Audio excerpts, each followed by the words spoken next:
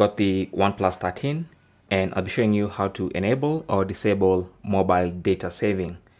So if you want your phone to save some data, go to settings and then go to mobile network, tap on that, and then if you scroll down you should see data usage, tap on that, and this is where you'll see how much mobile data you're using for the active SIM card. So you can check for the other SIM card and for the other SIM card in a dual SIM setup. But if you scroll down, you should see data saving. So you can tap on that, and this is where you can enable by tapping on that and then selecting turn on, or you can disable data saving. Now, when you enable data saving, so by tapping on that and then confirming by turning it on, basically you're restricting some features of most of the apps on your phone.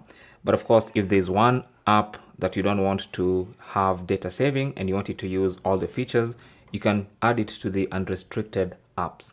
So for instance, you can come here and then go to all, and then